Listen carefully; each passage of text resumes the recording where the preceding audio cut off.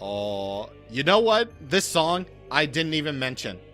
This song only gets sped up at the end on the official soundtrack. In the actual game, you'll never know when it's going to speed up or slow down.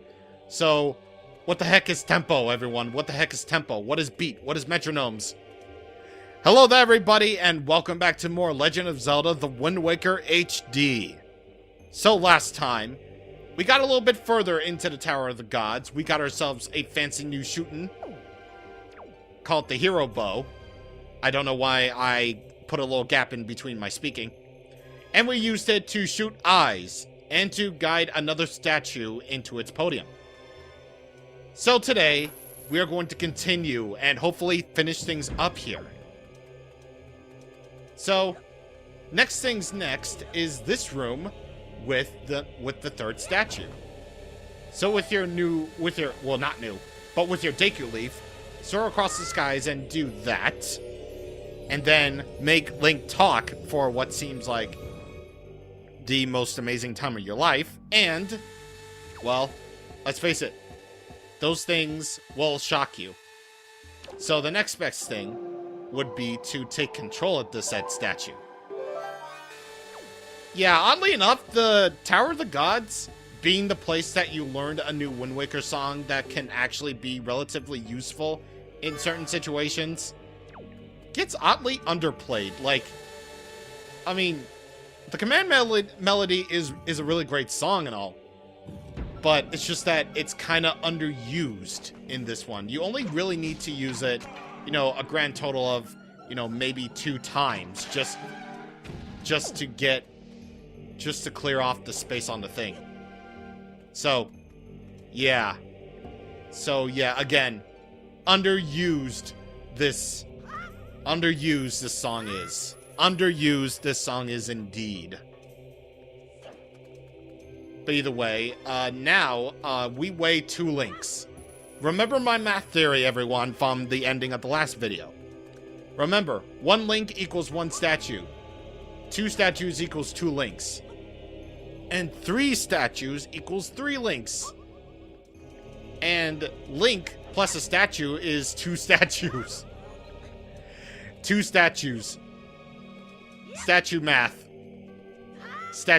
So, yeah. Just remember to do your math and you should be good, you know, for the kids. But either way, we're actually good on treasure chests, actually. So, we just have 1 more treasure chest to go, and you probably know by process of elimination what that is. And we basically have effectively 100% at this place, no problem.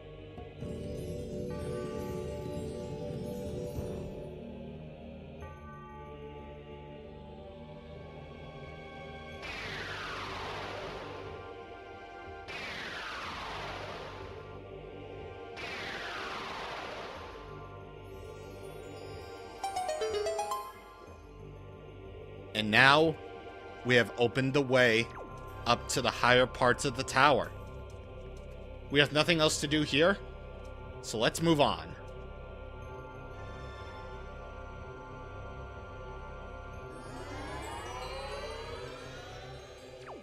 Alright, so here we have the long-awaited 3rd floor. So, we basically know what to do with these. If you got a statue, and you got 3 switches, we know how this goes. Wait, actually, can we technically use the command melody on these Armos? Nope. Yeah, just no. Again, it's like I said, the command melody underused. Like, okay, here's the thing. Like, aside from the bow and arrow, the command melody is basically the other big main thing that you use in this dungeon, right? So, wouldn't it have been a little bit more interesting to actually use the command melody in other ways other than controlling statues? Like, using, you know, the Armos as, you know, stuff that you can do. Like, I would love to destroy enemies with Armos. Yes, please. Yes, I would. But apparently it just wasn't meant to be, I guess. So, yeah, kind of disappointing that the command melody, which you learn in this dungeon, gets pretty much underplayed and underused. But, you know, it's a thing. Alright, so we get the big money again. And let's just see. Is it... Ooh, joy pendant. Okay, actually kind of a good thing that I decided to break these pots. No problem. Okay. So let's kill this Beamos right here. And get more arrows. Okay. And nothing else. Okay. That's fine. That's fair. Alright, and now we're actually outside. And can we actually use the Song of Passing out here? Because I want it to be daytime. Can we actually use this? An evil power seems to have blocked the effects of the... What? Excuse me? This, may I remind everyone? May I remind everyone? Oh wait, I activated a cutscene. Okay, while I was looking at the gamepad. May I remind everyone that this is a place specifically designed to test out the hero, just to make sure that, you know, his courage is legitimate. Basically just like, you know, the King of Red Lions and Jaboon was saying. And apparently there is an evil force at this ancient super tower, I guess. I don't know. I might be thinking into it too much, but, you know, when you have stuff like that to do, then, yeah, you start to think about it. You start to think about it a lot, and it annoys me. It annoys me to no end. Yeah, actually, it really doesn't, but you know what I mean. You get what I mean. But either way, I'm actually gonna make the excuse to use the elixir soup because, well, this is actually a boss fight that doesn't really require the sword at all. And, let's see. Nah. There is a fairy in that pot, in this specific pot right here. But, you know, I don't need it. I don't want to waste a helping of elixir soup that's basically once per bottle just to get another fairy into the bottle. And it's not like this boss fight is hard or anything, I'm just saying. Either way, our last test of the Tower of the Gods awaits us, so let's go.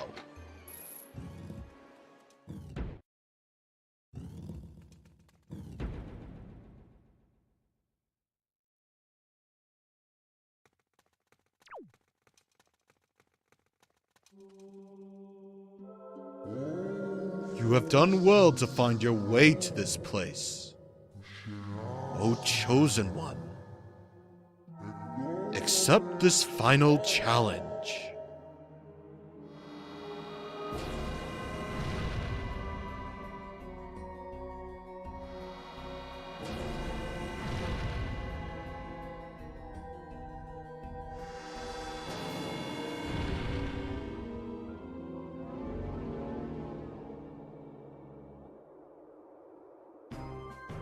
Alright, so this is Andros, Bongo Golden, the boss of the Tower of the Gods. And if you've ever seen this combination before, you know what to do. So, again, this guy is not really that hard, especially considering that Nintendo's already used this boss concept several times already in some other games. Like, well, not to mention Ocarina of Time, but Mario 64, and, you know, eventually Mario 64 DS, but, you know, it's basically the same thing as it is here. So basically what you need to do is, first of all, you need to shoot the eyes out of the hands that he, you know, has right there. And then next, shoot his eyes. I also like how the music changes for each, you know, thing. But either way, after a little bit, Gul'dan will start shooting fireballs. And those fireballs actually kind of hurt. But there is a way to cancel out of that. So allow me to actually, you know, get him to use the fireballs again. So if you go just below him, you can actually cancel out his fireball attack. And you can just continue shooting at him. But either way, he's not really doing anything, so throw a bomb inside. And that's all you really need to do. This fight doesn't really get that much harder than that, so at least give, you know, Gul'dan some points for being intentionally easy. technically it's supposed to be really easy as sort of a test to see whether or not, Link's courage has actually remained true, as, we established several times already. But there's still no excuse for him being so easy. I might like this room and its atmosphere and its music, but the battle itself is just sort of like the same thing, like, for 3 phases. So, whether or not it's intentional or not, it's still a relatively easy boss fight that you can easily handle, even without, hero mode on. But the bad thing is, sort of, I'm almost out of arrows, and, there's no way to actually recover the arrows. And also, given the fact that, I'm running out of arrows right here, could be bad, but apparently Gul'dan really, really wants us to win. So he just spews out, 10 free arrows, in exchange for reviving his hands. There's also another thing that you should note. That floor right there is actually electrified, so don't go on that floor. Again, basically, this fight is kind of like Bongo Bongo in a sense that, the floor is lava, and you have to shoot out, the hands to get to the head and stuff, so it's sort of like the same sort of concept as boss fight before. But, between this atmosphere and this music, I'd have to say Gul'dan is pretty much worth being an easy fight.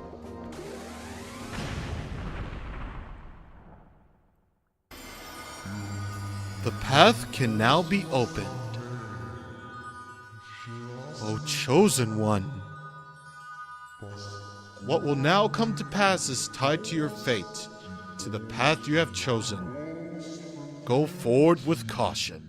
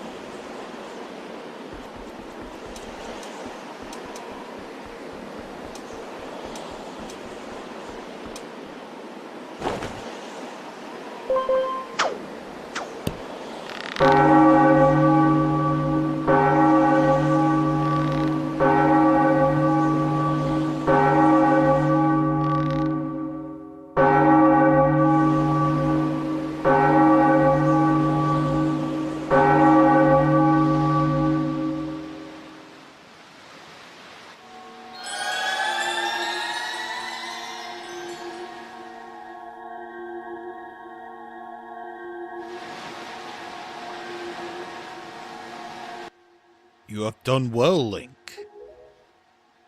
It would seem that the gods have acknowledged you to be a true hero. But this does not mean your trials have ended here. Once you take your first step into the world beyond the ring of light you see shimmering in the waves before you, your true trial will begin. Are you ready, Link?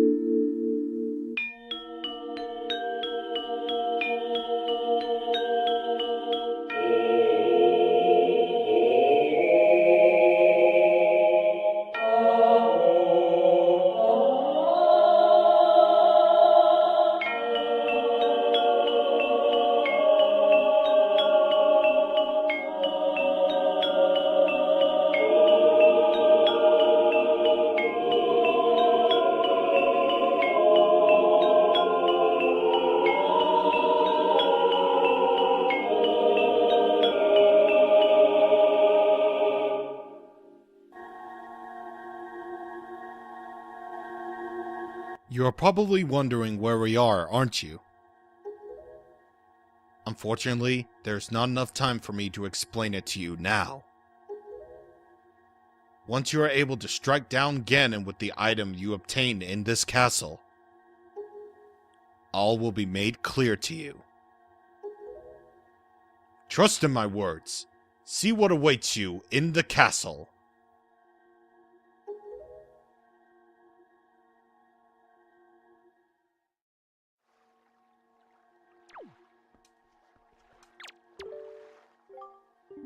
The power you must obtain lies ahead, hidden within the castle. Go, enter the castle. Do not get lost. Next time on The Legend of Zelda: The Wind Waker HD, we explore this mysterious castle that's apparently frozen in time. Except for us. Things are getting a little bit more mysterious now. See you guys on the next time. Thank you for watching, and goodbye.